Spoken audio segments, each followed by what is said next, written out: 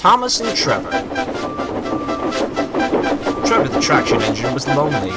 Edward came to see him every day, but there wasn't enough work for Trevor to do, and it depressed him terribly.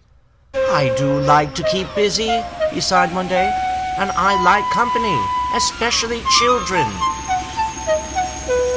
"Cheer up," smiled Edward. "Sir Topham has a job for you at the new harbor. He sent me to tell you about it.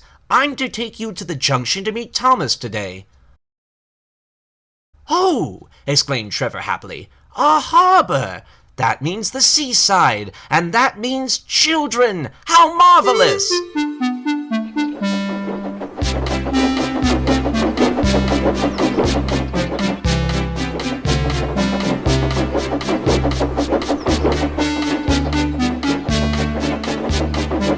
Thomas was waiting at the junction. He was on his way to the harbor with a trainload of steel pilings. These would be built into the harbor walls to make them firm and safe. "Hello, Thomas," said Edward. "This is Trevor, an old friend of mine. He's a traction engine." Thomas eyed the newcomer doubtfully. "A what?" he asked. "A traction engine," explained Trevor. "A steam engine who runs on roads instead of rails. Can you take me to the harbor, please? Edward says that Sir Topham has a job for me." Workmen coupled Trevor's car to Thomas's train, and they set off.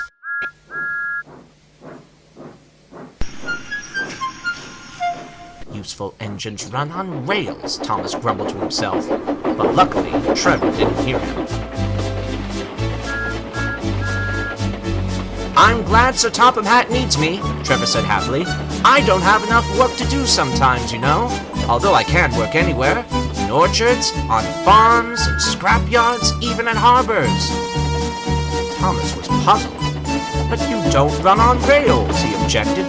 "I don't need rails to be useful," replied Trevor. "You wait and see."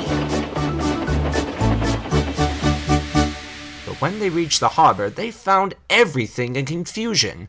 Freight cars had come off the rails. They blocked the line, and the stone they had held lay higgledy-piggledy.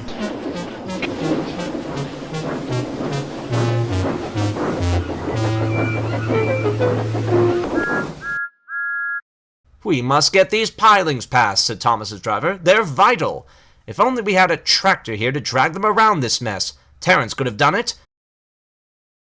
"Just the sort of job I like," interrupted Trevor excitedly. "Get me off this car, please, and I'll soon show you what traction engines can do." They quickly unloaded Trevor, and he set to work at once. First, he dragged the stones clear with chains. Then he towed the pilings that Thomas had brought into position so that they were ready for the workmen to use. Everything was shipshape before the foreman could say, "Sir Topham hat."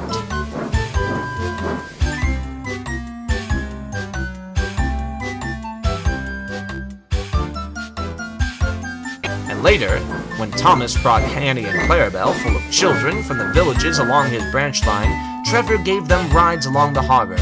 He had the time of his life.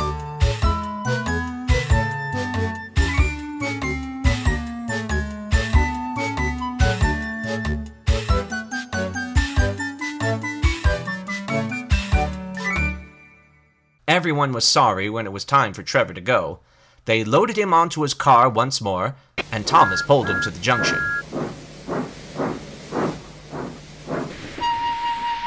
"I'll come and see you if I can," he promised. "If those silly freight cars don't behave, we may need you again." "That would be wonderful," said Trevor. And that night, when he fell happily asleep under the apple trees of the vicarage orchard, he dreamed of Thomas, Sir Topham's harbor, and most of all, the children.